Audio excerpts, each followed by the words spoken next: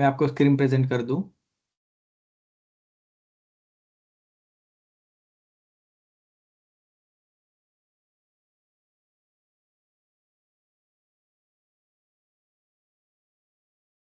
I hope आप सभी को मेरा स्क्रीन दिखाई दे रहा होगा और सही से आवाज भी सुनाई दे रही होगी।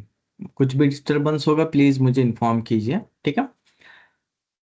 क्या आपको स्क्रीन दिखाई दे रही है, आवाज मेरा क्लियरली आ रहा है? प्लीज यस और नो में आप इन्फॉर्म कर दीजिए मुझे। Thank you. Yes sir, yes sir, yes sir. Thank you. Okay. अभी जैसे ये सेकेंड सेमेस्टर शुरू हुआ है, अभी आप इसका जो फाइनल एग्जाम है वो 5 महीने के बाद होगा, मई में, ठीक है। और इसलिए हमारे पास सिलेबस खत्म करने के लिए या फिर स्टडी करने के लिए एम्पल टाइम है, या फिर मैं कहूँगा एडिक्वेट टाइम है। तो उसमें हम थोड़ा सा डीपली समझेंगे कि क्या है, कौन कौन से टॉपिक्स है, उस पर हम डिस्कस करेंगे। अब सबसे पहले यह है कंस्ट्रक्शन सेफ्टी जो सब्जेक्ट है उसका आपको थ्योरी एग्जाम देना है। और दूसरा सब्जेक्ट जो है इंडस्ट्रियल सेफ्टी मैनेजमेंट, इसका आपको थ्योरी एग्जाम देना है, जैसे हमने लास्ट लेक्चर में डिस्कस किया था, राइट। सबसे पहले आता है कंस्ट्रक्शन सेफ्टी सब्जेक्ट के ऊपर, जिसका कोड है 28214। और उसमें अगेन 6 यूनिट है, हर बार की तरह ही। आज हम पहला यूनिट देखने वाले हैं। पहले यूनिट में क्या है कि socio economic challenge of labour in construction industry, right. अब सोशियो इकोनॉमिक चैलेंज क्या क्या आता है जनरली कंस्ट्रक्शन इंडस्ट्री में, लेबर्स को ज्यादातर फेस करना पड़ता है, उसके बारे में हम आज डिस्कस करेंगे। देन दूसरा है national data of accidents in construction industry, right. तो उसके ऊपर बात करेंगे। Socio economic challenge in construction industry due to accident, ठीक है। एक सोशियो इकोनॉमिक चैलेंज क्या क्या आता है लेबर को या किसी भी पर्सन को, अगर कंस्ट्रक्शन इंडस्ट्री में किसी का एक्सीडेंट होता है या उसमें इन्वॉल्व है कोई पर्सन, तो उसके बाद है pros and cons of interstate migrant labour in construction industry. Generally मैं अगर महाराष्ट्र की बात करूं, तो जो लेबर है वो मोस्टली माइग्रेंट लेबर ही हमें यहाँ पर अवेलेबल मिलते हैं। मैं कुछ प्रोमिनेंट स्टेट्स के नाम गिनाऊंगा जिसमें से ज़्यादातर लेबर जो है वो महाराष्ट्र में काम करते हैं। महाराष्ट्रियन भी है उनके साथ साथ अगर आप देखोगे, लेकिन ज़्यादा मेजोरिटी जो है वो है उत्तर प्रदेश, मध्य प्रदेश, बिहार, वेस्ट बंगाल, ठीक है। तो इन 4 स्टेट से ज़्यादा माइग्रेंट लेबर्स यहाँ पर देखने को मिलते हैं। Same goes with Gujarat and other state as well, ठीक है। तो उनमें भी यही फिगर और यही स्टेट्स के नाम ज़्यादातर प्रोमिनेंटली नजर आते हैं। नेक्स्ट, अब उसका इम्पैक्ट क्या होता है सेफ्टी कल्चर जब हम डिप्लॉय करते हैं कंस्ट्रक्शन इंडस्ट्री में। देखो सेफ्टी कल्चर इम्प्लीमेंटेशन करने के बाद उसका क्या इम्पैक्ट आता है,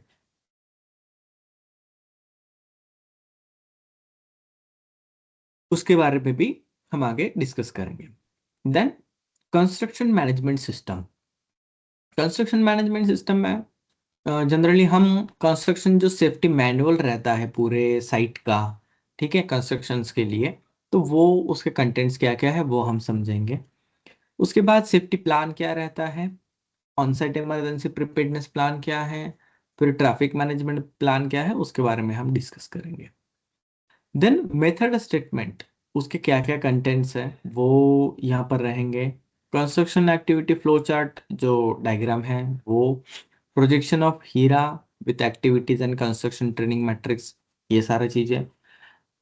फिर जो कॉन्ट्रैक्ट लेबर एक्ट है, इंटरस्टेट माइग्रेंट वर्कमैन एक्ट है, बीओसीडब्ल्यू एक्ट है, उसके जो रजिस्ट्रेशन या फिर लाइसेंसेस के क्या क्या प्रोसीजर्स हैं, कौन से फॉर्म नंबर्स हैं, तो वो यहाँ पर जनरली हम जानेंगे।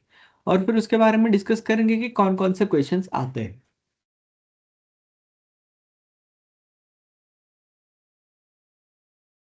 सबसे पहले क्लास स्टार्ट करने से पहले सोशियो इकोनॉमिक चैलेंज, इसका मतलब समझ लेते हैं। सोशियो इकोनॉमिक चैलेंज क्या रहता है, क्या कोई बताना चाहेगा सोशियो इकोनॉमिक चैलेंज क्या है?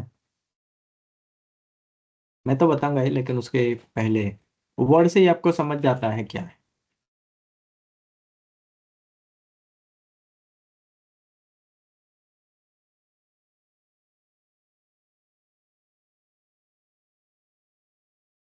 ओके।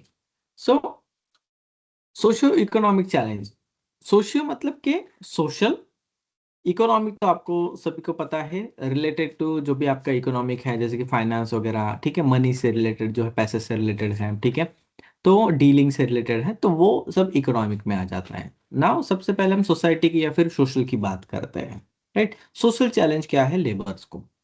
अब जैसे मैंने कहा कि महाराष्ट्र में देख पा रहा हूँ, मैं गुजरात में भी देख पा रहा हूँ कि ये कुछ 4-5 प्रोमिनेंट स्टेट है जिनमें से ही माइग्रेंट लेबर यहाँ पर देखने को मिलता है, राइट। अब वहाँ का उनका जो कल्चर है, जैसे कि अदर स्टेट का ले लीजिए, जैसे कि बिहार, वेस्ट बंगाल का जो कल्चर है वो अलग है, ठीक है, और महाराष्ट्र का कल्चर अलग है। मान लो कि महाराष्ट्रियन लेबर अगर दूसरे स्टेट में चला गया, तो उसको वो सोशल चैलेंज फेस करना पड़ता है, एक्चुअली सोशल जो चेंज है, ठीक है, तो वो एडॉप्ट करना पड़ता है, और वो जो एडॉप्शन है, वो जो एक्सेप्टेंस है, उस प्रोसीजर में चैलेंजेस आते हैं। सबसे पहला चैलेंज और सबसे जो बड़ा चैलेंज है वो है लैंग्वेज का। अगर मैं वेस्ट बंगाल में जाऊँ तो वहां पर बंगाली बोलते हैं, तो मेरा लैंग्वेज मराठी है, तो मुझे क्या आएगा वहां पर फिर? चैलेंज फर्स्ट क्या है कि कम्युनिकेशंस के लिए लैंग्वेज का चैलेंज आ जाएगा मेरे लिए, राइट, आप समझ रहे हो? तो लैंग्वेज से स्टार्ट होके फिर लोगों को हैबिट्स, टाइमिंग, बिहेवियर, ये सारा कुछ वहां पर सोशल फैक्टर फिर मुझ पर वहां पर इम्पैक्ट करेंगे, ठीक है, और मुझे एडॉप्शंस के लिए टाइम लगेगा। अब कुछ लोग, अगर आप देखोगे, तो वहां पर फास्ट अडॉप्ट कर जाते हैं, और कुछ लोगों को टाइम लगता है एडॉप्शंस में, मतलब चेंज को एक्सेप्ट करने में, उस माहौल में ढालने के लिए उनको वक्त लगता है, राइट। तो कुछ लोग फ्लेक्सिबल रहते हैं, कुछ लोग फिर क्या रहता है, थोड़े से फॉर्म रहते हैं, तो उनको ये चैलेंज ज्यादा नजर आता है। अब कोई लेबर आता है, सबसे पहले तो फर्स्ट टाइम जब वो कोई भी माइग्रेंट रहेगा, फैमिली के साथ आएगा, तो और भी ज्यादा चैलेंज उसको फेस करना पड़ता है। उनके फैमिलीज में फिर जो भी माता पिता, उनकी वाइफ है, फिर उनके बच्चे रहेंगे, तो फिर और भी चैलेंज, क्योंकि अब एडॉप्शन जो है वो अकेले को नहीं करना है, अब एडॉप्शन जो है पूरे फैमिली को करना है, जगह चेंज हुई है, ठीक है, लोगों का लैंग्वेज चेंज हुआ है, आप समझ रहे हो, कभी कभी उससे इकोनॉमिक चैलेंज भी बढ़ते हैं, उसकी तरफ आऊंगा मैं। सबसे पहले सोशल चैलेंज की बात करते हैं।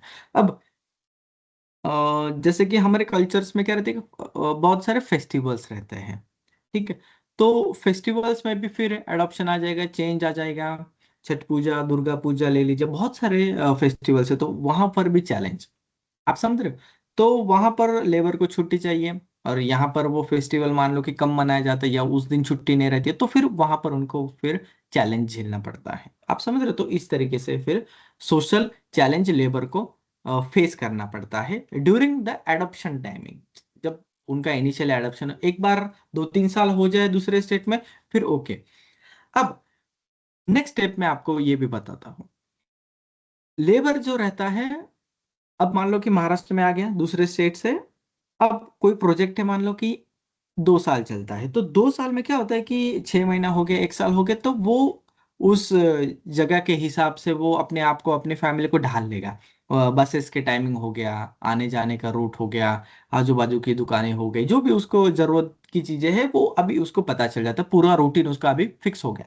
मान लो कि 1-2 साल बाद जब प्रोजेक्ट खत्म होता है, तब उसी स्टेट में दूसरे जगह पर लेबर को क्या होना पड़ता है, शिफ्ट होना पड़ता है, अगेन उसको ये सेम सोशल चैलेंज फेस करना पड़ता है। अब को कभी कभी क्या रहता है कि एक प्रोजेक्ट से मान लो कि लेबर को या किसी पर्सन को निकाल के दूसरे प्रोजेक्ट में भी डाला जाता है, तो अगेन वहां पर चैलेंज फेस करना पड़ता है, आप समझ रहे हो बात को? तो this are the social challenges.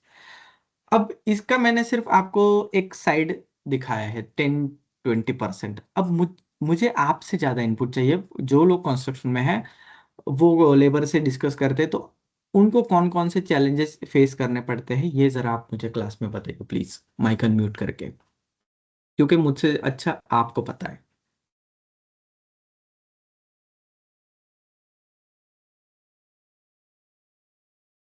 कोई बताना चाहेगा, कोई कंस्ट्रक्शन इंडस्ट्री में से है, प्लीज। सर कई चीज का फेस करना पड़ता है। एक तो लैंग्वेज आपने बताया है, फेस्टिवल बताया, प्लस फूडिंग का यस। हो गया। हाँ हाँ, जैसे करेक्ट। हम लोगों का कुछ फूडिंग का टेस्टिंग कुछ अलग है, इधर का कुछ अलग है। यस। हम लोगों का फेवरेट फूडिंग कुछ और है, इधर कुछ और है।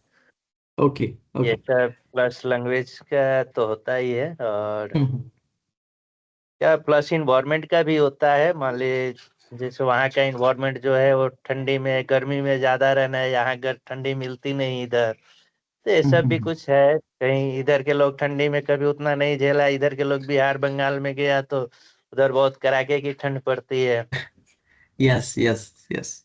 ये तो सब भी देखिए, होता है। ओके गुड, और क्या सोशल चैलेंजेस फेस करना पड़ता है लोगों को? अब ये हो गया आपके, आप सब तो सुपरवाइजर अफसर हो, मैनेजर हो, लेबर को क्या झेलना पड़ता है? और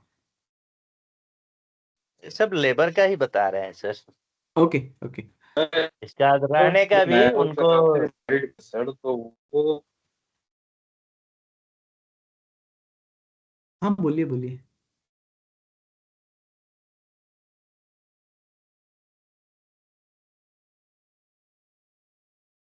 बलीराम जी प्लीज कंप्लीट कर ध्यान से लीजिए। बोलिए आप। हाँ अभिषेक सिंह बोलिए अभी। अभिषेक जी बोलिए, क्योंकि अभी मैं सर जो सोशल नए के वर्कर बाद। आते हैं सर, हाँ नए आते हैं साइड, सर उनको फर्स्ट टाइम कहीं काम नहीं किया हो तो उनको सेफ्टी में काम करना बहुत ओके, होता है, कुछ करने से प्रॉब्लम होता है। Good thank you. यार आपका आवाज थोड़ा सा इंटरप्ट हो रहा था, प्लीज चेक कर लीजिए आपका सिग्नल क्लियर है क्या। अब मैं सोशल में आपको थोड़ा सा डीप लेके जाता हूँ, ठीक है? अब हम सोशल की बात करेंगे थोड़ा। सोशल वर्ड कहाँ से आया? सोसाइटी से आया। सोसाइटी किसे कहते हैं? जो भी आपके सराउंडिंग जो लोग हैं, जो परिवार है, ठीक है, जो घर है, ये सब मिलके एक सोसाइटी बनती है, राइट? और human is a social animal, तो हम अकेले सरवाइव नहीं कर सकते, हम अकेले जिंदा नहीं रह सकते। कोई भी पर्सन अगर ऐसा क्लेम करेगा कि मैं अकेला जिंदा रह सकता हूँ, इट इज नॉट पॉसिबल, चाहे कोई भी पर्सन हो। तो वी आर सोशल एनिमल, हम इकट्ठा रहते हैं, ठीक है, सब मिलजुल के रहते हैं। हम ह्यूमन जो है वो इंटरडिपेंडेंट है, ठीक है, एक दूसरे पर निर्भर है। इसी से कुटुंब व्यवस्था होती है। कुटुंब व्यवस्था के ऊपर अगर आप देखोगे तो सोसाइटी रहती है, राइट? सब कुटुंब मिलके सोसाइटी है।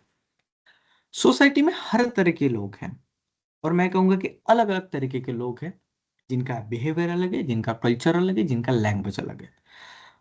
और जब बात पब्लिक डीलिंग की आती है, तब फिर ये सोशल फैक्टर ज्यादा वहां पर उभर के आता है, because we are social animal, हमें सबसे डील करना है, राइट? लेबर को चैलेंज क्या है कि मान लो कि एम्प्लॉयमेंट मिला है, प्रोजेक्ट साइट पर मुझे डिप्लॉय किया जा रहा है, वो वहां पर लेबर कॉलोनी वगैरह में जाएगा, उसका पूरा सामान वगैरह फैमिली के साथ वहां पर सेटअप लगाएगा, देन दूसरे दिन से उसको हार्ड वर्क भी करना है, राइट? अब जैसे ही दूसरे दिन का उसका ये सेटअप होता है पूरी तरीके से, नेक्स्ट चैलेंज आ जाता है उसके किड्स की पढ़ाई, स्कूल्स, राशन कहाँ से आएगा, दवा खाना, आप समझ रहे हैं? ये बेसिक जो नीड्स है वो उसकी स्टार्ट हो जाती है कि इमरजेंसी के पास भले वहां पर का लेबर सुपरवाइजर रहेगा, आप अफसर रहेंगे, कॉन्टेक्ट इमरजेंसी कॉन्टेक्ट रहेंगे, लेकिन फिर भी वहां पर पर्सन को ये सब एडजस्टमेंट करना पड़ता है। और जैसे मैंने कहा कि कुछ महीनों में ये सब उनको पता चल जाता है, उनका रूटीन एक डेवलप हो जाता है, तो फिर अगेन किसी और प्रोजेक्ट साइट पर उनको भेजा जाता है। अगेन ये सब बार बार करना, तो इसका जो प्रेशर है उनको मेंटली झेलना पड़ता है, ठीक है, सबसे पहले तो। और फिर वहां पर चैलेंजिंग बन जाता है। अब मान लो कि कोई फैमिली का मेन पर्सन है, जेंट्स पकड़ लीजिए आप एग्जांपल के लिए, तो वो तो फेस कर लेगा, लेकिन उसके साथ साथ जब कोई लेडीज हैं, उनके बच्चे हैं या कोई बुजुर्ग है, तो फिर उनके साथ ये सब मैनेज करना, एडजस्टमेंट करना, ये थोड़ा और ज्यादा चैलेंजिंग बन जाता है। आप समझ रहे हो बात को? तो फिर जब हम ऐसे माइग्रेंट्स को अगर आप देखोगे, तो हम जितना सोचते हैं उससे ज्यादा चैलेंजेस उनको फेस करना पड़ता है।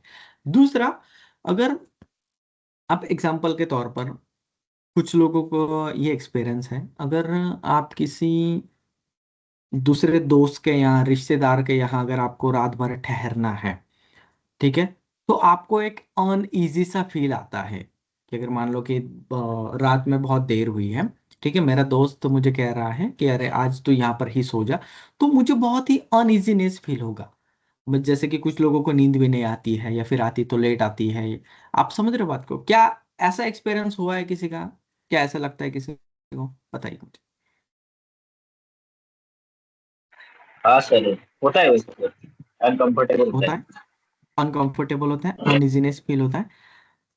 अब मान यस लो सर। कि वो पूरा एक पर्सन है जो अपनी फैमिली को दूसरे जगह पर पूरी तरीके से, दूसरे लोग हैं, डिफरेंट लोग हैं, तो वो सोचिए कि उनको कितना अनकंफर्टेबल, अनइजीनेस फील होता होगा।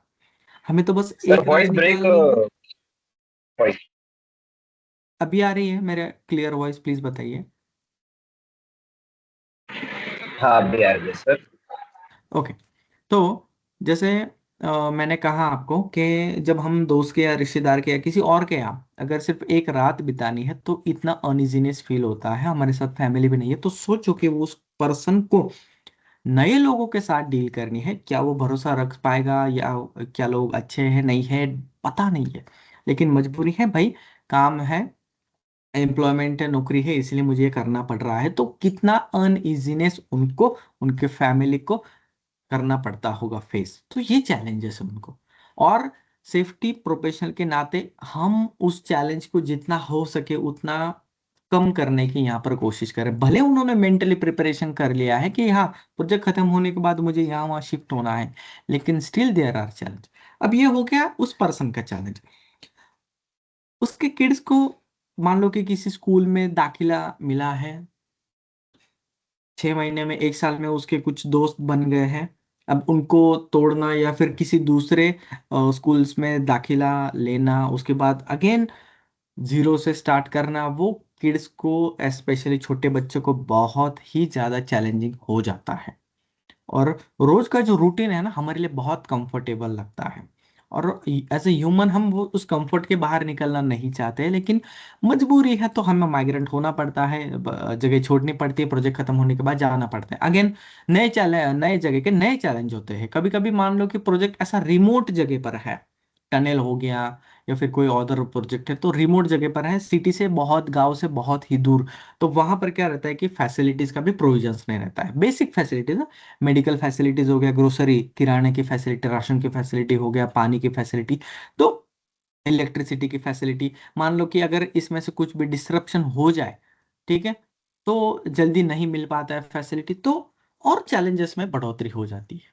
और ये सब इम्पैक्ट आता है उनके मेंटल के ऊपर या फिर फिजिक्स के ऊपर, आप समझो, उनके फिजिक के ऊपर, सॉरी। ठीक है, तो ये सारे चैलेंजेस उनको फेस करना पड़ता है दोस्तों। अब जब सेफ्टी का, जब मैं कल्चर डेवलपमेंट का जब प्रोजेक्ट लेता हूँ या फिर स्पीचेस देता हूँ, तब मैं लोगों को एक एम्पथी के बारे में बताता हूँ। So what is empathy? Empathy का मतलब क्या है कि भाई, आपने सिंपथी वर्ड सुना होगा, ठीक है। सिंपथी क्या है? सबसे पहले कि मान लो कि किसी का एक्सीडेंट हो या चोट लगी है तो आपको बुरा लगता है, अरे यार बहुत बुरा हुआ वगैरह, तो बुरा लगना क्या है? एक सिंपथी है, ठीक है। एम्पथी क्या है?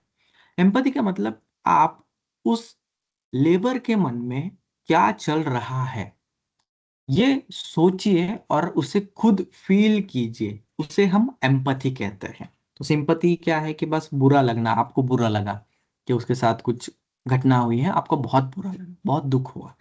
एम्पथी क्या है कि आप उसके मन में क्या चल रहा है, उसको कितनी पीड़ा हो रही है, ये समझने की कोशिश करना और उसे समझना, उसे हम एम्पथी कहते हैं। जब आप किसी पर्सन के प्रति एम्पथाइज होगे, जब आपको पूरी तरीके से समझ आएगा कि उसके मन में क्या चल रहा है, क्या पीड़ा हो रही है, सच में, ऊपर ऊपर नहीं है, डीपली, तब आप उसको सही से सलाह दे पाओगे, सही से उसके चैलेंजेस में हेल्प कर पाओगे। तो मैं जब भी कहता हूँ किसी भी प्रोफेशनल को, चाहे वो प्रोजेक्ट्स में रहे या फिर किसी और प्लेसेस को, और सेफ्टी वाला रहे या ना रहे, पूरी टीम को ट्रेन करना पड़ता है हमें, तो हम उन्हें एम्पथाइज करना, एम्पथी क्या रहती है, उसमें ज्यादा फोकस करते हैं। क्योंकि जब आपको एम्पथी समझ आ गई, ठीक है, तो फिर चैलेंजेस बहुत कम होते हैं, क्योंकि आप आसानी से समझने लगते हो कि उसके मन में क्या चल रहा है। अगर कोई पर्सन ऐसा बिहेव कर रहा है तो क्यों बिहेव कर रहा है, उसके पीछे रीजंस क्या है, तो ये फाइंड आउट करने के लिए आपको एम्पैथी यूज करना पड़ता है, एम्पैथेटिक होना पड़ता है उस पर्सन के प्रति। अभी तक जो हमने डिस्कस किया वो सिर्फ सोशल फैक्टर था। अब फेस्टिवल वगैरह, छुट्टियां वगैरह, ये तो खैर आगे के बहुत बड़े फैक्टर्स हैं, ठीक है, जिस पर हम डिस्कस तो करेंगे ही। लेकिन अब आते हैं इकोनॉमिक फैक्टर के ऊपर। ट्रैवलिंग वगैरह चलो मान लो कि कंपनी देती है, लेकिन प्रोजेक्ट अगर मेट्रो सिटी में रहा तो लेबर को तो वहां पर भी जाना है। अब मेट्रो सिटी में रहने का तो चलो कंपनी ने दे दिया लेबर कॉलोनी में, लेकिन बाकी के जो खर्चे हैं जैसे कि ट्रैवलिंग हो गया, ठीक है, फूड हो गया, ग्रोसरी हो गया, ठीक है, कपड़े हो गए, तो ये सारे खर्चे मेट्रो सिटी में सडनली बढ़ जाते हैं। अब लेबर का जो वेजेस है वो मेट्रो सिटी के हिसाब से थोड़ी ना इतना ज्यादा हाइक होगा, लेकिन अगर आप टीयर 1 सिटी जाओगे, मेट्रोपॉलिटन में जाओगे, तो सडनली बहुत ज्यादा राइज हो जाएगा ट्रैवलिंग का खर्चा, खाने पीने का खर्चा। तो वहां पर इकोनॉमिक फैक्टर आ जाता है।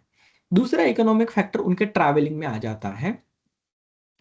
अब ट्रैवलिंग क्या रहता है कि छुट्टियों के वक्त मान लो कि दूर घर है, गांव जाके आना, तो वहां पर भी ट्रैवलिंग का खर्चा बढ़ जाता है। तीसरा खर्चा है कि उनके बच्चों की जो स्कूलिंग वगैरह है तो उसका खर्चा भी बढ़ जाता है। जैसे मैंने कहा कि टीयर 1 के स्कूल की फीस क्या रहेगी, आप सभी को अंदाजा है। तो अब सोचिए कि वो फीस अफोर्ड करना कितना उसके लिए हार्श हो जाएगा। तो ये सब इकोनॉमिक बर्डन उस पर आ जाता है।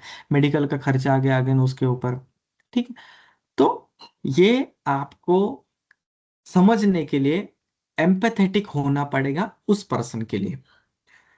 आई नो अभी आप कहोगे सर ये तो सब हमें पता है, यू जस्ट नो इट, आपको जस्ट पता है, समझ है उसकी, लेकिन जब आप एम्पैथाइज होगे तब सही मायने में आप उनके सोशियो इकोनॉमिक चैलेंज को समझोगे।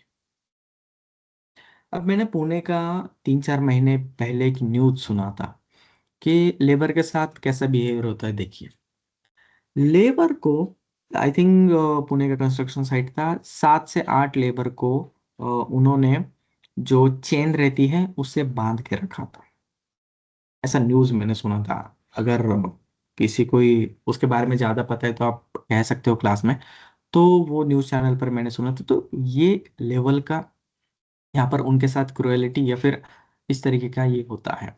अगर मैं अब्रॉड की बात करूँ तो कुछ लेबर के साथ मान लो कि पासपोर्ट उनका जब्त कर लिया जाता है, तो ये भी सुना है मैंने, ठीक है। तो इस तरीके के हार्श बिहेवियर भी उनके साथ होते हैं। तो अगेन वो एक सोशल चैलेंज बढ़ जाता है लेबर के लिए। अब नेक्स्ट टॉपिक की बात करते हैं, वो है national data of accident in construction industry. अब नेशनल डेटा कहाँ से होगा और नेशनल डेटा क्या जरूरी है क्या? तो यस, भारत आईएलओ का परमानेंट मेंबर है, इंटरनेशनल लेबर ऑर्गेनाइजेशन का। आईएलओ क्या कहता है कि भाई जो जो मेंबर है उनके पास नेशनल जो लेबर का डेटा है वो होना चाहिए, और कितने एक्सीडेंट्स होते हैं उनका लेबर का, सॉरी, नंबर ऑफ एक्सीडेंट्स का डेटा होना चाहिए, कितना फैटेलिटीज है, कितना फर्स्ट एड है, कितना मेजर माइनर जो भी है क्लासिफाइड, तो उस तरीके से डेटा यहाँ पर होना चाहिए एक्सीडेंट्स का। अब यहाँ पर सिर्फ स्पेसिफिक कंस्ट्रक्शन इंडस्ट्री का डेटा यहाँ पर मांगा है। अब मैं आपको एक होमवर्क देता हूँ। होमवर्क इन द सेंस आपको क्या करना है कि इंडिया का आप कितने भी साल का लाइए, मतलब 2023 का हो गया, 22 का हो गया, कितना भी पुराना, मुझे एक डेटा चाहिए, government authentication, private research firm या किसी कंपनी का डेटा है तो वो नहीं चाहिए मुझे। एक गवर्नमेंट का एक स्टैटिस्टिक चाहिए कि इंडिया में कंस्ट्रक्शन इंडस्ट्री में कितने एक्सीडेंट्स होते हैं, ठीक है। तो ये मैं आपको एक हिंट देता हूँ कि लेबर के वेबसाइट पर मिल जाएगा, आईएलओ की वेबसाइट पर भी मिल जाएगा। तो ये इंडिया का डेटा मुझे चाहिए, चाहे इंडस्ट्री का हो चाहे स्पेसिफिक कंस्ट्रक्शन इंडस्ट्री का हो। ये आपको मुझे व्हाट्सएप करना है, ठीक है। तो ये आपके लिए है कि मुझे इंडिया का जो भी कंस्ट्रक्शन इंडस्ट्री का एक्सीडेंट्स का डेटा है वो मुझे दीजिए। मान लो कि कंस्ट्रक्शन इंडस्ट्री का नहीं मिल रहा है तो ओवरऑल इंडस्ट्री का जो भी वर्कफोर्स है उनका दिया तो भी चलेगा, ओके। लेकिन वो ऑथेंटिकेटेड होना चाहिए, या तो आईएलओ का रिपोर्ट होना चाहिए उसमें होना चाहिए, या तो गवर्नमेंट के किसी डॉक्यूमेंट से होना चाहिए, Indian government. Is that clear? Homework clear है? ये आपको मुझे व्हाट्सएप पर भेजना है उसका पीडीएफ डॉक्यूमेंट जो भी है। अब सर कौन सा इन ईयर का? कौन से भी ईयर का दीजिए मुझे, रिसेंटली कोई ओके भी सर। ईयर का दे सकते हो आप, क्योंकि 24 का अवेलेबल है या नहीं आई डोंट नो, 23 का दिया तो भी चलेगा, 22 का दिया तो भी चलेगा, ठीक है। लेकिन बहुत पुराना मत दीजिए, जितना हो सके उतना रिसेंट का दीजिए। बहुत पुराना मत दीजिए, जितना हो सके उतना रिसेंट का दे दीजिए मुझे। बात करते हैं एक्सीडेंट्स के वजह से भी उनके चैलेंजेस बढ़ते हैं। तो यस, मान लो कि काम करते हुए कोई एक्सीडेंट्स हुआ है किसी लेबर के साथ, अगर इंजर्ड हुआ है तो उनके चैलेंजेस बढ़ जाते हैं। अगर कोई मेजर एक्सीडेंट हुआ है, एम्पुटेशन हुआ है, तो पूछो मत, सिर्फ उनको ही वो चैलेंज भुगतना नहीं पड़ता है, उसके जो अ, ये है, हम क्या कहते हैं, अफेक्ट है, वो उसकी फैमिली को भी करेगा। मान लो कि किसी पर्सन की डेथ हो जाती है, तो उसकी फैमिली का जो ब्रेड एंड बटर विनर जो है, जो कमा के लाने वाला जो पर्सन था, वही नहीं रहा है दुनिया में। तो आप समझ सकते हो कि कितना चैलेंजेस उनको फेस करना पड़ेगा, ठीक है। नेक्स्ट, अगर कोई पर्सन एम्प्यूट हुआ है या किसी का हाथ कटा है, पैर कटा है, तो फिर उसके फैमिली में क्या इम्पैक्ट आएगा, ये आप समझ सकते हो। अब उनका वो जो हैंडीकैप हुआ है, जो लेबर है, जो पर्सन है, वो तो कमा नहीं सकता, लेकिन उसके मेडिकल के खर्चे, उसका रिहैबिलिटेशन का खर्चा, वो तो फैमिली को करना पड़ेगा। तो फिर वो कहाँ से करेंगे? तो आप समझ रहे हो, तो उनके और चैलेंजेस बढ़ जाते हैं। भले हेल्थ इंश्योरेंस रहे, ईएसआईसी रहे, कंपनी का कंपेंसेशन रहे, बट वो एक सर्टन पीरियड तक उनको क्या करेगा, कंपेंसेट करेगा। What about after that? उसके बाद क्या होगा? मतलब 1 साल 2 साल उसके बाद क्या होगा? तो ये सोच के देखिए कि वो कितना लॉन्ग रन के लिए वो चैलेंज रहेगा। जब तक वो पर्सन जिंदा है तब तक वो एक्सीडेंट का जो इम्पैक्ट है उसके फैमिली और उसको खुद पर हावी रहेगा। तो ये भी याद रखना। और हाँ, ये कोई नई बात नहीं बता रहा हूँ मैं आपको, ये चीजें ऑलरेडी आपको पता है। आज नई बात यह है कि एम्पैथेटिक कीजिए, इन चीजों को समझिए, उनके नजरिए से देखने की कोशिश करते हो, लेकिन सच में समझिए, थोड़ा सा डीपली, थोड़ा सा टाइम दीजिए। उसके बाद pros and cons of interstate migrant labour in construction industry. अब इंटरस्टेट माइग्रेंट जो होते हैं, दूसरे स्टेट से जो लेबर आते हैं, सॉरी, तो हम उनको इंटरस्टेट माइग्रेंट कहते हैं। एग्जाम्पल, गुजरात से कोई लेबर आया है महाराष्ट्र में, महाराष्ट्र से कर्नाटक में गया है, कर्नाटक से तमिलनाडु में गया है, तो वो क्या हो गया, इंटरस्टेट हो गया, राइट। अब एक देश, एक स्टेट से दूसरे स्टेट में, अब ये जो लेबर है जो दूसरे स्टेट से आते हैं, उनका प्रोज, प्रोज मतलब के क्या उनके बेनिफिट है? कोई बताएगा उनके प्रोज क्या? मैं आपको बताता हूँ एक प्रोज कंपनी के लिए, कि वो हार्ड वर्किंग होते हैं जो इंटरस्टेट माइग्रेंट हो गए ना। मतलब ऑल, मतलब बहुत सारे लेबर्स हार्ड वर्किंग है, लेकिन they are really willing to go what they are expected to do, ठीक है। तो सच में बहुत हार्ड वर्किंग होते हैं। और क्या फायदा रहता है इंटरस्टेट माइग्रेंट लेबर का, बताइए? और क्या बेनिफिट है अगर आप किसी कंपनी ऑर्गेनाइजेशन के पॉइंट ऑफ व्यू से देखोगे, कि वो हार्ड वर्किंग रहते तो प्रोडक्टिविटी बढ़ती है। और दूसरा बेनिफिट क्या रहता है, और कौन कौन से प्रोज हैं?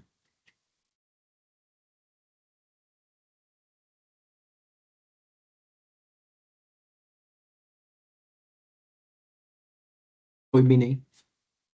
लीव कम आपको लेते हैं सर। क्या क्या? वेजेस? छुट्टियां कम होती है उनकी। करेक्ट करेक्ट, उनका जो वेजेस है, उनकी जो सैलरी है वो कम रहती है, ठीक है। और उनकी लीव जो है वो कम रहती है। आप उनको बता दीजिए कौन सा काम है वो कर देंगे। वो ओवर टाइम में ज़्यादा रेजिस्ट नहीं करेंगे, क्योंकि वो रहते ही प्रोजेक्ट साइट पर है, तो वहां पर ओवर टाइम वो करेंगे करेंगे, ठीक है।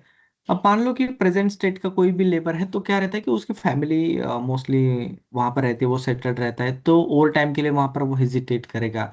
और जो सेम स्टेट वाला जो लेबर रहेगा, उसके रिलेटिव्स वगैरह भी रहेंगे, तो फंक्शन ज्यादा है, मान लो कि शादी हो गई थी या फिर कोई दूसरा चीजें है, तो क्या होता है कि उसकी छुट्टियां ज्यादा बढ़ जाती है उसमें, और उसमें कंपनी का प्रोडक्टिविटी लॉस होता है। तो एक बेनिफिट है। और इंटरेस्टेड वाले में आप जो भी काम बताओगे वो करेगा, उसके स्कोप के बाहर है फिर भी वो कर देगा, ठीक है। भले आपको उसको कीमत चुकानी, लेकिन अगर सेम स्टेट का कोई लेबर रहेगा तो कुछ केसेस में वहां पर शायद वो रेजिस्ट कर सकता है, काम को मना कर सकता है अगर उसके स्कोप के बाहर का है तो ऐसे भी मैंने फीडबैक्स देखे हैं। तो ये हो गया इंटरसेट माइग्रेंट वर्कमैन के साथ प्रोज। तो क्या है, ये उनके बेनिफिट्स हो गए। अब कॉन्स क्या है? कॉन्स मतलब कि भाई क्या क्या लॉसेस है या फिर क्या क्या ड्रॉबैक्स है अगर हम दूसरे स्टेट के लेबर को अगर हम हायर करते हैं। सबसे पहले तो उनको क्या करना पड़ता है, जो बेसिक फैसिलिटीज है वो यहाँ पर प्रोवाइड करनी पड़ती है। नंबर वन, जैसे कि रेसिडेंस प्लेस देना पड़ता है, उनको रहने के लिए जगह देनी यस। पड़ती है। Example labour colony. और कोई बताना चाहेगा उनके क्या ड्रॉबैक्स है? Please, Dilshan Alam ji. Sir travelling भी देना पड़ता है सर वहाँ पे। करेक्ट, ट्रैवलिंग देना पड़ता है। और डियर, और बताइए।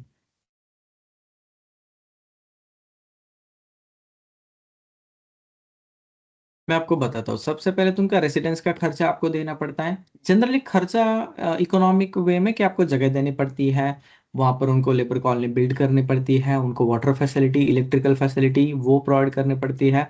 जब वो छुट्टियों पर जाएंगे तो ट्रैवलिंग फैसिलिटीज देनी पड़ती है आपको। यस पोपट।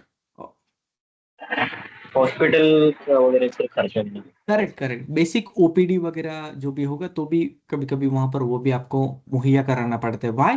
क्योंकि देखो, कोई भी लेबर आपके ऑर्गेनाइजेशन में काम करता है मतलब कि वो आपके रिस्पॉन्सिबिलिटी पर आया है। Now you are responsible. ठीक है, वो आप पर भरोसा रख के आया है। Now you are responsible for wellbeing of him. तो उसके फैमिली हो गई या वो हो गया, वो पर्सन हो गया, तो उनका आपको ख्याल रखना है। तो ये यहाँ पर एक एज अ लायबिलिटी के तौर पर देखा जाता है। विज विज अगर हम इसको कंपेयर करें तो कोई वहां पर सेटल्ड या लोकल लेबर है तो उसका खुद का घर है या फिर वो रेंट पर रहता है। ठीक है, उसका बेसिक ओपीडी वगैरह का खर्चा वही निकालना पड़ता है। ट्रैवलिंग तो है नहीं क्योंकि वो वहां पर ही रहता है। राइट? तो ये सारे जो खर्चे हैं वहां पर वो कम हो जाते हैं। अब जब लेबर को इंटरस्टेट माइग्रेंट है तो कभी कभी क्या रहता है कि एक बार अगर वो अपने गांव चला जाए तो दो केसेस हो गए। एक तो लॉन्ग लीव पर चला जाएगा वो। ठीक है, लॉन्ग लीव मतलब छुट्टी कम से कम 15 दिन, 20 दिन या महीना भर, या दो दो 2 महीने। कभी कभी ऐसा भी होता है कि वापस ही नहीं आएगा वो, ऐसे भी केसेस। तो आपका क्या एक्सपीरियंस रहा है इसके बारे में, जरा शेयर करोगे? लॉन्ग लीव और वापस ना आने का क्या केसेस है, आप बताओगे मुझे?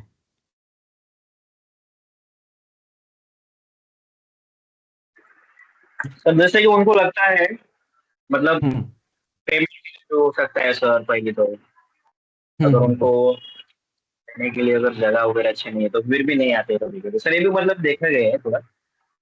ओके ओके, ठीक है। और कोई अपना एक्सपीरियंस शेयर करना चाहेंगे? क्योंकि मेरे यस जयमीन जी।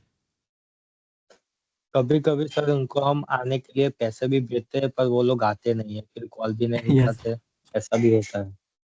ओके। और जनरली कंपनी जो अगर है वो अपने हाँ अच्छा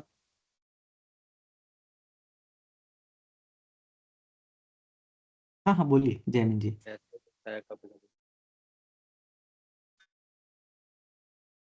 जनरली कंपनी क्या करती है, ठेकेदार मतलब जो सब कॉन्ट्रैक्टर है उनको यहाँ पर पे करती है, और सब कॉन्ट्रैक्टर वहां पर उनको पे करने के बावजूद भी लेबर्स वहां पर प्रेजेंट नहीं रहते या आते नहीं है। क्षितिज जी बोलिए, क्या एक्सपीरियंस रहा है आपका? सर वही चीज है कि मतलब एक तो पैसा देते हैं हम फिर भी आदमी नहीं आते हैं, आ भी जाते हैं तो एक सर वातावरण जो होता है ना, सबसे पहले हाँ। वातावरण रहन सहन वहाँ का जो उनका फैसिलिटी हम दो दे रहे हैं तो वो हम्म। उनको सूट नहीं करता है तो जाते हैं तो सर फिर दोबारा नहीं आते हैं। यस। यही चीज होता है। ओके, तो कंपनी के लिए भी चैलेंज बन जाता है, उनके लिए भी। और मुझे उनके हेल्थ के बारे में जरा बताइए क्षितिज जी। क्या, मान लो कि उनका हवा पानी बदलने के जो जनरल हम एटमॉस्फेयर की बात करते हैं, तो हवा पानी बदलने की वजह से क्या वो बीमार पड़ते हैं क्या? जी सर, एक तो सर यस क्या सर। होता है कि यस मतलब सर। हम एक जगह से दूसरे जगह जाते हैं तो सर हम्म, क्लाइमेट चेंज होता है, जिसके कारण सर मतलब सर्दी जुकाम होता है। अभी क्या है सर, मतलब बिहार में अभी मतलब बहुत ज्यादा ठंडी पड़ रही है, ठीक है सर। ओके। अभी हाँ बिहार का हाँ कोई लेबर मतलब अदर स्टेट, जैसे मैं राजस्थान में है, मैं अभी राजस्थान में हूँ सर। तो हाँ राजस्थान में हाँ। सर अभी क्या टेम्परेचर लग रहा है कि मतलब मार्च अप्रैल वाला जो टेम्परेचर होता है ना सर, वो ऐसा टेम्परेचर ओके। अभी है। तो सर अच्छा। क्लाइमेट चेंज होगा तो सिंपल सा बात है सर, उनका तबीयत खराब होगा। यस यस वो तो सर यस। फेस करना पड़ता है। तो वो भी लाइबिलिटी आ गई कंपनी पर, तो ये कॉन्स बन जाता है। Okay. Yes sir. Dilshan Alam ji बोलिए। सर सेम ओपिनियन था मेरा। Okay dear, thank you. तो जब हम ये फैक्टर्स जब हम कंसिडर करते हैं, तो ये हो गया कॉन्स, मतलब कि अगर ये ड्रॉबैक्स हैं या लायबिलिटीज है कंपनियों के ऊपर जब हम इंटरस्टेट माइग्रेंट वर्कमैन या फिर लेबर जो है वो यहाँ पर हायर करते हैं, तो ये एक चैलेंज बन जाता है उनके। और मैंने कभी कभी ये भी देखा है कि जब कोई भी लेबर ज्वाइन करता है तो वो पहले ही कंडीशन रखता है कि सर मेरा गांव में खेती है तो मुझे 4 महीने या 6 महीने खेती भी करने जाना है, तब बीच का जो पीरियड है वो मैं आपके यहाँ पर स्पेंड कर सकता हूँ। जनरली बारिश के बाद वगैरह वो वहां पर चले जाते हैं खेती करने, ऐसा भी मैंने देखा है। क्या इज इट राइट? क्या ये सही है? और फिर बाकी का पीरियड, यस यस कर, sir. Thank you thank you. तो बाकी का जो पीरियड है वो यहाँ पर हम जो भी है आपके कंस्ट्रक्शन एक्टिविटीज में हेल्प कर देंगे। तो जो उनका जो गैप रहता है वो जो 4 महीने का या 6 महीने का, तो फिर वहां पर कंपनी के लिए चैलेंज बन जाता है विथ इंटरस्टेट माइग्रेंट वर्कमैन। तो ये कॉन्स बन जाता है कंपनी, ये लाइबिलिटी जैसा बन जाता है कंपनी के लिए। दूसरी चीज मैं आपको बता दूं, देखो ये पहले भी यही एक थंब रूल था और आगे भी ये एक थंब रूल रहने वाला है, याद रखना। ठीक है, कंपनी को अच्छे आदमी नहीं मिल रहे हैं और लोगों को नौकरियां नहीं मिल रही, ये कॉइन के दोनों साइड है। यहाँ पर बहुत सारे अ, मैं कंस्ट्रक्शन इंडस्ट्री की बात नहीं कर रहा हूँ, मैं पूरे वर्ल्ड का एक थंब रूल या फिर एक स्टेटमेंट बता रहा हूँ आपको। मेरी फॉर्म ले लीजिए, मेरी कंपनी ले लीजिए, मेरा कॉलेज ले लीजिए, अच्छे आदमी नहीं मिल रहे हैं। ठीक है, मैं स्किल्स एक्सपीरियंस अच्छे लोगों की बात कर रहा हूँ, वेल पे करने के लिए भी तैयार है कंपनी। अच्छे जो क्वांटम के आदमी चाहिए, जो क्वालिटी के आदमी चाहिए, नहीं मिल रहे हैं। दूसरा एंड ये है कि लोग कंप्लेन कर रहे हैं कि सर नौकरियां ही नहीं है। तो ये ब्रिज सच बताओ मुझे थोड़ा सा बढ़ते हुए नजर आ रहा है आजकल। क्या कंपनी को जो स्किल सेट चाहिए वो उन लोगों के पास नहीं है, या फिर वो जो लोग हैं जो अनएम्प्लॉयड है उनकी जो एक्सपेक्टेशंस है वो कंपनी फुलफिल नहीं कर पा रही है? शायद मुझे ये पिक्चर नजर आ रहा है आजकल। आपकी क्या राय है सभी की इसके ऊपर? क्या ये सही है? और ये मुझे सच में गैप बढ़ते हुए नजर आ रहा है कि लोगों को अच्छे आदमी नहीं मिल रहे हैं। क्या ये सही है? और आपकी क्या राय है? और उसकी वजह क्या है, जस्ट मैं डिस्कस करना चाहता हूँ आपके साथ। क्या क्या रीजंस हो सकते हैं इसके? ज्यादा सर कंपनियां कॉस्ट सेविंग करती है ना, जो सैलरी ज्यादा नहीं देती, इसकी वजह से आदमी कम जाता है उधर। Correct correct. यस। तो एचआर एक, वाले कॉस्ट सेविंग के चक्कर में क्या है कि सैलरी कम देते हैं, फिर उसको पता चलता है कि मेरे जो कलीग्स है उनकी हम्म, इतनी सैलरी है, तो उनका फिर मनोबल टूट जाता है, वो कॉन्फिडेंस डाउन हो जाता है और फिर वो दूसरी जॉब ढूंढ लेता है और रिजाइन कर देता है। यस, ये रीजन है, सही है, ये मेजर रीजन है। और कौन सी वजह रही होगी, संदीप कुमार जी? जी sir, good evening sir. Sir good क्या इवनिंग। है ना, एक तो पेमेंट टाइमिंग कंस्ट्रक्शन में वो सही नहीं है, जो कि हम लोगों का फैक्ट्री एक्ट के अनुसार 7 तक पेमेंट कर देना है, तो कंपनी 7 तक हम्म, पेमेंट भी नहीं कर रही है। दूसरा चीज की सर, लेबर लोग का जो एकोमोडेशन है वो बढ़िया नहीं, और बहुत सारी कंपनियां, अच्छे अच्छे कंपनियां भी प्रोवाइड नहीं कर पा रही है सर। रीजन ये भी हो सकता है सर, लेबर आते हैं और बढ़िया एकोमोडेशन नहीं मिलता है, फिर रिटर्न हम्म, चले जाते हैं। सही है। और क्या लगता है आपको? फैसिलिटी हो गया, सैलरी टाइम पर ना मिलना, सैलरी उनके हिसाब से ना होना, या एडिक्वेटली पे ना करना, क्योंकि सेम रोल के लिए दूसरा बंदा ज्यादा सैलरी दे रहा है, दूसरी कंपनी ज्यादा सैलरी दे रही है। यस विनय जी?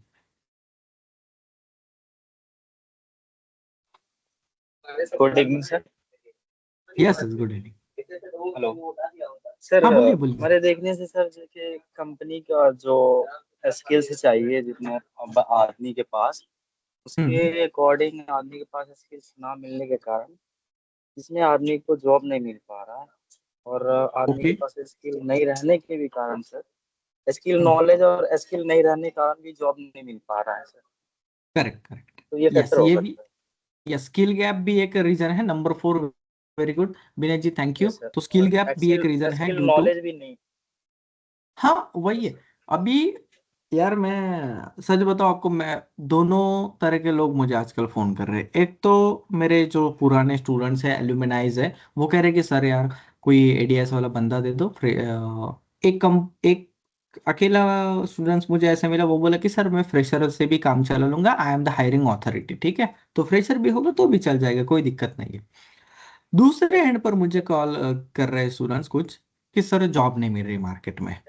तो मैं, अरे ये सेफ्टी के बारे में बात कर रहा हूँ, मैंने तो ओवरऑल बताया आपको, मैं सेफ्टी के बारे में बता रहा हूँ आपको। ठीक है, नीतीश सिंह जी क्या राय है आपकी, बताइए इसके बारे में। Good evening sir. Yes dear, good evening. Sir इसमें एक चीज और रीजन है, जैसे कि जिसके पास स्किल्ड है उसके हाँ पास कांटेक्ट ना होने की वजह से भी वो लोग अभी घर पे बैठे हुए हैं। यस डियर, और yes agree second agree. Thing क्या है कि अगर अगर जिसके पास जॉब है और वो कम पैसे में काम कर रहा है, वो सोच रहे हैं हम दूसरा जॉब सर्च करें, और उससे ज्यादा पैसा अफोर्ड कर रहा है, उसके पास स्किल है, नॉलेज है, क्वालिफिकेशन है, तो सर स्विच करने के चक्कर में है कि हमको इससे भी अच्छी अपॉर्चुनिटी मिली, तो जो जहाँ पे है वहीं पे परेशान है सर। ओके मैं समझ जी समझ गया। अच्छा नीति जी मुझे ये बताइए, यहाँ पर मार्केट में फ्रेशर को लोग जॉब नहीं दे रहे हैं। एटलीस्ट कोई भी कंपनी चाहती है कि 6 महीने एटलीस्ट उसने काम किया हुआ एटलीस्ट होना चाहिए। मैं एकदम जूनियर पोजीशन की बात कर रहा हूँ, एग्जांपल सेफ्टी सुपरवाइजर। आपकी क्या राय नीति जी, क्या ये सही है? तो सर एक्चुअल में जो है एक्सपीरियंस तो सबको ही चाहता है सर, हम्म लेकिन एक चीज और है सर, अगर हम किसी को अपॉर्चुनिटी नहीं देंगे, ऑप्शन नहीं देंगे, हम्म तो फिर उसके पास एक्सपीरियंस आएगा कैसे सर? अगर हम फ्रेशर को नहीं हायर करेंगे, नहीं उसको ट्रेंड करेंगे, तो फिर उसके पास एक्सपीरियंस रहेगा नहीं। वो एक साल घर पे बैठेगा, उसका मोरल डाउन होगा, फिर वो सर वो अपना वो फील्ड ही चेंज कर देगा सर, वो फिर दूसरी फील्ड में ट्राई करेगा वो। करेक्ट करेक्ट, क्योंकि यस मैं ये देख रहा हूँ कि अभी सेफ्टी का वो, मैं सेफ्टी के फील्ड को कोई ये नहीं कर रहा है। ठीक है, लेकिन अगर इंडस्ट्री अगर ऐसा करेगी कि उनको एम्पावर नहीं करेगी, उनको अपॉर्चुनिटी देंगे एटलीस्ट जो फ्रेशर हैं उनको, ठीक है, तो फिर वो एक्सपीरियंस कब बनेंगे? तो मुझे कभी कभी ये डर भी लगने लगता है। डर इन द सेंस कि एक चिंता है कि इनको अपॉर्चुनिटी मिलनी चाहिए। मैं एम्पथाइज करता हूँ कि उनके चैलेंजेस समझता हूँ, क्योंकि वो उनका रीजन वही है कि सर एटलीस्ट हमें कोई अपॉर्चुनिटी तो दे। और दूसरा छोर मैं ये भी देखता हूँ कि उनकी एज अ फ्रेशर डिमांड भी बहुत ज़्यादा है। तो मैं ये कहता हूँ कि देखो सुनो, जितना जल्द हो सके at any cost any condition आप स्टार्ट कीजिए आपका करियर। जो भी सैलरी मिल रही है एज अ फ्रेशर आप उठाइए और वहां पर काम स्टार्ट कर दीजिए। आप ऐसा समझिए कि ये आपका इंटर्नशिप है जिसमें कोई सैलरी नहीं मिल रहा है, और आप 1 साल तक वो समझिए, आप 6 महीने में ही सीख जाओगे। ऐसा है, तो मैं ये उनको सलाह देता रहता हूँ। अभी सर कंडीशन ऐसा हो गया है कि अभी हर एरिया में, रूरल एरिया में भी अभी हम्म 3 मंथ में, 2 मंथ में जो लड़कों लोग का ये स्टडी कंप्लीट करवा दे रहे हैं इंस्टीट्यूट, तो हम्म। इतना सारा वैकेंसी सर आएगा कहाँ से? आप एक बार अच्छा सोचिए हाँ कि ये भी अगर है। जो 1 ईयर का अपना कोर्स है, मान लीजिए हम्म डिप्लोमा फायर एंड सेफ्टी का 1 ईयर का कोर्स है, जो कि हम्म लड़के 2 महीने में, 2.5 महीने, 3 महीने में उसको क्लास करवाया जा रहा है, और अच्छा उसको निकाल दिया जा रहा है, उसका फी पूरा लेके उसको निकाल दिया जा रहा है। आप जॉब देख लो, कोई इंस्टीट्यूट प्लेसमेंट देती है, कोई नहीं हम्म देती है। और एक चीज और है हम्म। सर, जो जो लड़का 1 साल का पढ़ाई 3 महीने में पढ़ेगा, वो साइड पे जाके कैसे मैनेज कर पाएगा सर? डेफिनेटली नहीं कर पाएगा, सही है नीतीश जी, यस। इसीलिए हाँ, तो ये भी एक रीजन है कि एमएसबीटी का या एडीएस वगैरह ज्यादा प्रेफर किया जा रहा है। एक्ट में तो है ही, हाँ, लेकिन ये भी एक रीजन है। यस जयमीन जी आपकी क्या राय है इसके ऊपर? एक रीजन सर वो भी है कि बड़ी कंपनी एक्सपीरियंस मांगती है तो उसकी हाँ। वजह से जो फ्रेशर्स लोग होते हैं वो कहीं पे भी छोटी कंपनी में भी जॉब ढूंढ लेते हैं, तो उधर उनको उतना सीखने को नहीं मिलता है जितना बड़ी ओके। कंपनी में उसको मिलेगा। इसकी वजह से उसका नॉलेज कम रह जाता है सर। ओके। यस। ये भी एक रीजन है, लेकिन हाँ, छोटी क्योंकि सर शुरुआत कीजिए। छोटी कंपनियां होती है, नहीं छोटी हम्म, कंपनी जैसे वो ज्वाइन करता है तो उधर उतना सेफ्टी इम्प्लीमेंट नहीं होता है, तो वो फिर हम्म, उधर से ही उसको अ, थोड़ा कम इंटरेस्ट होने लगता है फिर सेफ्टी में सर। यस, सही है। तो छोटी कंपनी क्या है कि मान लो कि रिसोर्सेज भी कम दिए जाते हैं उसको, ऑथोरिटीज कम दी जाती हैं, प्रोडक्शन को प्रायोरिटाइज किया जाता है, सेफ्टी को मतलब वो सिर्फ एक्ट में है इसीलिए वो रखते हैं ऑन पेरोल, ऑथोरिटी बहुत कम है। और अगर कुछ इंसिडेंट्स हो जाते हैं तो उसकी जिम्मेदारी बन जाती। तो फिर यहाँ पर उसमें बेचारा प्रेशराइज होकर उसका मॉरल डाउन हो जाता है, डिसअपॉइंट हो जाता है, तो अगेन वो फील्ड को फिर भला बुरा कह के स्विच कर लेता है। तो ये भी एक चैलेंज है, ये भी हमें फेस करना है। लेकिन हाँ, आज हम ये मैसेज लेके जाएंगे कि जो भी आने वाले जो लोग हैं इस फील्ड में, या फिर करंटली जो लोग हैं, उनको किस तरीके से हम एम्पावर करें। यहाँ पर ऑर्गेनाइजेशन को भी सोचने की बात है, हम जैसे प्रोफेशनल्स को भी यहाँ पर सोचने की बात है कि जल्द से जल्द, ज़्यादा से ज़्यादा जो कंपनी को स्किल चाहिए वो सीख के, एक्सपीरियंस हासिल करके वहाँ पर वहाँ कंप्लाई करें। अब दूसरा जो ऑर्गेनाइजेशन वाला जो पार्ट है, वो यहाँ पर सेफ्टी कल्चर इम्प्लीमेंटेशन से ही वहाँ पर वो सॉल्व होगा, जब उनको अवेयरनेस होगा सेफ्टी का क्या इम्पोर्टेंस है। या फिर इम्पोर्टेंस पता होने के बावजूद भी कुछ जो छोटी ऑर्गेनाइजेशन है जो जिनका लिमिटेशंस है, वो यहाँ पर वो फुलफिल नहीं कर पाती है। Next, construction management systems, understanding main content of construction safety manual. So what is construction safety manual? अब ये एक डॉक्यूमेंट है, ये एक आपको हर एक प्रोजेक्ट साइट पर आपको मिल जाएगा, कंस्ट्रक्शन या फिर प्रोजेक्ट सेफ्टी मैनुअल जिसे कहा जाता है, जिसमें सारा चीजें लिखा हुआ है कि सेफ्टी इम्प्लीमेंटेशन जो होगा हर एक काम में, हर एक प्रोसीजर में, हर एक पर्सन, हर एक जगह पर, हर एक ऑपरेशंस के लिए, तो वो किस तरीके से होगा। आपको अगर सुरक्षा लेनी है तो किस तरीके से आप यहाँ पर इस साइट पर सुरक्षा लोगे, उसके लिए एक पूरा बुकलेट बनाया जाता है, जिसे हम कंस्ट्रक्शन सेफ्टी मैनुअल कहते हैं, या फिर आप प्रोजेक्ट सेफ्टी मैनुअल भी उसे कह सकते हो, क्योंकि प्रोजेक्ट पर पूरा कंस्ट्रक्शन एक्टिविटीज ही होगा जिसमें फैब्रिकेशंस वगैरह ये सब भी इन्वॉल्व है। तो एक हर एक ऑपरेशंस का, या फिर हर एक प्रोजेक्ट और हर एक स्टेज के लिए यहाँ पर ये सेफ्टी मैनुअल बनाया जाता है। और इसमें पूरा एक कॉम्प्रहेंसिव रहता है, जिसमें बहुत सारी चीजों का यहाँ पर ख्याल रखा जाता है, आपके सोशल फैक्टर, इकोनॉमिक फैक्टर, ठीक है, इनका भी यहाँ पर ख्याल रखा जाता है। देन सेफ्टी प्लान, तो इसमें क्या क्या कंटेंट रहेंगे, अगेन सेफ्टी मैनुअल की तरह ही प्लान रहता है। देन है emergency preparedness plan. Emergency preparedness plan हमने पिछले सेमेस्टर में डिस्कस किया था कि ऑन साइट जो प्लान रहता है, तो उसमें अगर कोई इमरजेंसी आती है, जैसे कि फायर आ गया, फायर का इमरजेंसी है, या फिर कोई नेचुरल कैलेमिटीज है, गैस लीकेज है, तो जो जो इमरजेंसीज है आ सकती है, तो आने के बाद क्या आपको किस तरीके से मिटिगेट करना है, किसी तरीके से एक्शन लेनी है, किसकी रिस्पॉन्सिबिलिटी क्या रहेगी, कौन क्या करेगा, इसके लिए हम किस तरीके से प्लान को प्रिपेयर्ड रख सकते हैं।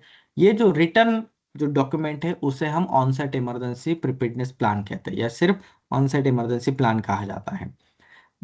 अब सेम प्लान अगर आपके प्रोजेक्ट साइट के लिए बनता है तो उसे हम इमरजेंसी प्रिपेयर्डनेस प्लान कहेंगे, सॉरी, या फिर आप कह सकते हो project emergency preparedness plan. Generally इसे ऑनसेट इमरजेंसी प्लान ही कहा जाता है, इस तरीके से डॉक्यूमेंट बनाया जाता है। आपके साइट पर क्या इमरजेंसी प्लान है और उसका टाइटल क्या है, आप बताइए क्लास के साथ। दिलशान जी आपके साइट पर है, तो प्लीज बताइए कि इमरजेंसी प्लान का टाइटल क्या है, पूरा टाइटल बताना है आपको। दिलशान आलम, जयमीन जी, जो भी है, नीतीश सिंह, आप शेयर कीजिए कि क्या नाम दिया गया है उस डॉक्यूमेंट को। ऑन साइट इमरजेंसी प्लान है हमारे आपके? पास तो सर ERP है, इमरजेंसी ERP, रिस्पांस प्लान। जी यस, सर। तो ये डॉक्यूमेंट का टाइटल है, गुड। ठीक है, तो इस तरीके से आप ERP वगैरह, और ये हर एक साइट का थोड़ा बहुत चेंज रहता है, ज़्यादा नहीं है, लेकिन उसका पर्पस यही है कि कोई इमरजेंसी आ जाए तो किस तरीके से आपको एक्ट करना है। कहीं कहीं सर EPRP भी रहता है, emergency preparedness response plan. Response plan, yes. Okay पोपट जी बोलिए। सर जैसे कि इसमें सर ERT का भी आता है ना सर, ERT का फुल फॉर्म है इमरजेंसी रेस्क्यू इमरजेंसी, टीम, वो भी आते हैं ना सर इसमें? यस यस, वही आते हैं। उनका जनरली क्या हाँ रोल सर, है, आई एम क्या audible to you? Responsibility? Hello, can you hear me sir? Yes yes, you are audible, बोलिए। Can you hear me? Hello can you Popat, hear me? आवाज आई आ एम रही है audible to आपकी? You? Yes yes yes, बोलिए। Okay, तो जैसे कि मेरा एक क्वेश्चन था, जैसे अभी ERT होती है ना सर, इमरजेंसी रेस्क्यू टीम, ये भी मतलब सर ये इसमें ही आती है ना अपना इमरजेंसी में, प्लान में? उस, यस, उस प्लान का ही हिस्सा है वो। जो भी आपका okay emergency okay. ERT team है, वो उस प्लान का हिस्सा है। आपकी सिक्योरिटी टीम भी उस प्लान का हिस्सा है, आपकी एडमिनिस्ट्रेटिव टीम भी उस प्लान का हिस्सा है। मतलब इमरजेंसी प्लान में इस टीम को क्या करना है, इसके बारे में गाइडलाइन दी जाती है। अभी आप समझ रहे हो? तो वर्कर को क्या करना यस। है, नॉर्मल वर्कर है, उसको भी यहाँ पर दिया। HR को क्या करना है, सिक्योरिटी ऑफिसर को क्या करना है, क्वालिटीज को क्या करना है, या जो इलेक्ट्रिकल डिपार्टमेंट है उनको क्या करना है, ये भी इस प्लान में बताया गया है। तो यस, मेजर पार्ट जो है ERT जो टीम है उस पर ज्यादा फोकस किया गया है, इस पर, और सिक्योरिटी टीम पर। तो उन पर ज्यादा जिम्मेदारी दी जाती है, because they are dealing with emergencies. क्योंकि वो टीम जो गठित की जाती है वो इमरजेंसी के वक्त डील करने के लिए ही गठित की जाती है, या फिर वहां पर बनाई जाती है। ठीक है, ओके सर, नेक्स्ट ठीक है। नेक्स्ट है ट्रैफिक मैनेजमेंट प्लान। अब ट्रैफिक मैनेजमेंट जो प्लान है जनरली ऐसे प्रोजेक्ट्स के लिए बनाया जाता है जो रिलेटेड है, जैसे कि हाईवेज हो गया, टनल हो गया, या फिर फ्लाईओवर हो गया, मेट्रो हो गया। तो ये जब प्रोजेक्ट आते हैं तब आपको क्या करना पड़ता है, ट्रैफिक के साथ डीलिंग करना पड़ता है। तो ट्रैफिक डाइवर्जन हो गया, ट्रैफिक स्टॉपेज हो गया, तो तब ट्रैफिक मैनेजमेंट प्लान एक रिटर्न में बनाया जाता है, और वो भी फेज वाइज रहता है, एरिया वाइज रहता है। तो जिस तरीके का आपका प्रोजेक्ट का फेज रहेगा, जिस locations wise traffic management plan एक डिफरेंट डिफरेंट रहेगा। ठीक है, उसके बाद है मेथड स्टेटमेंट। अब what is method statement? Generally हर एक operation SOP is method statement. Industries में क्या कहा जाता है, सेफ ऑपरेटिंग प्रोसीजर, है फिर स्टैंडर्ड ऑपरेटिंग प्रोसीजर जो है SOP। ठीक है, उस सेम रहता है, बस कंस्ट्रक्शन इंडस्ट्री में उसे मेथड स्टेटमेंट कहा जाता है। हर एक काम के लिए मेथड स्टेटमेंट रहता है, मतलब वो काम किस तरीके से होना चाहिए, कौन कौन से सीक्वेंस है, क्या क्या स्टेप्स है। ठीक है, तो ये जो डॉक्यूमेंट है बताता है हमें, उसे हम मेथड स्टेटमेंट कहते हैं। कुछ लोग उसे वर्क मेथड स्टेटमेंट, WMS वगैरह भी कहते हैं। ठीक है, तो ये हर एक ऑपरेशंस के लिए रहता है, जैसे कि एक्सकेवेशन हो गया, ठीक है, ब्लास्टिंग हो गया, आपका फैब्रिकेशन वेल्डिंग हो गया, अलग अलग काम के लिए वहां पर वो हर एक काम का वर्क मेथड स्टेटमेंट रहता है। वो लोकल लैंग्वेज और आपका इंग्लिश में अवेलेबल होना चाहिए, या फिर मेजोरिटी जो लेबर है, मेजोरिटी वर्कर जो है जिस लैंग्वेज में समझे उस लैंग्वेज में वो अवेलेबल वहां पर साइट पर होना चाहिए।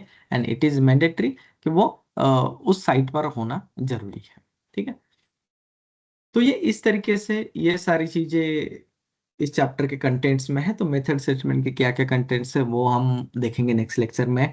आपका फ्लो चार्ट क्या रहेगा, उसके बाद फिर हीरा एक्टिविटी क्या है, कंस्ट्रक्शन ट्रेनिंग मैट्रिक्स। कंस्ट्रक्शन में बहुत सारे प्रकार के ट्रेनिंग होते हैं, TBT भी एक रहता है, स्पेशल ट्रेनिंग रहता है, इंडक्शन रहता है। ठीक है, कभी कभी तो क्रेन का ट्रेनिंग वगैरह हो गया, तो इक्विपमेंट्स ट्रेनिंग, मशीनरीज ट्रेनिंग। तो ये बहुत मल्टीपल ट्रेनिंग्स रहता है। अब उसके मैट्रिक्स के बारे में भी यहाँ पर डिस्कस करेंगे आगे नेक्स्ट लेक्चर में।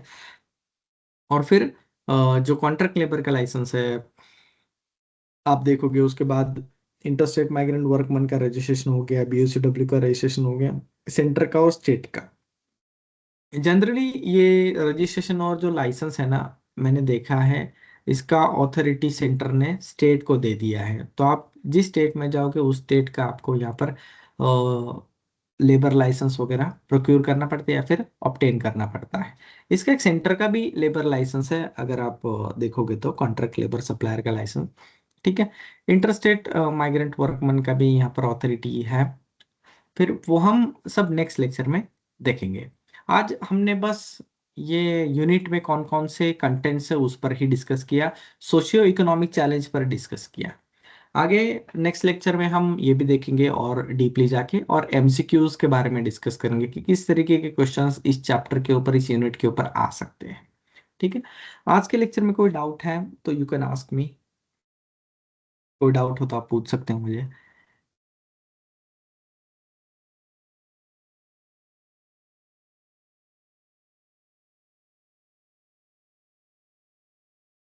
ओके, देखो आप जो भी आपके कलीग्स है जो आपके बैच से जुड़े हुए हैं, तो उनको बोले कि ज्यादा से ज्यादा ऑनलाइन क्लासेस में प्रेजेंट रहें, ठीक है।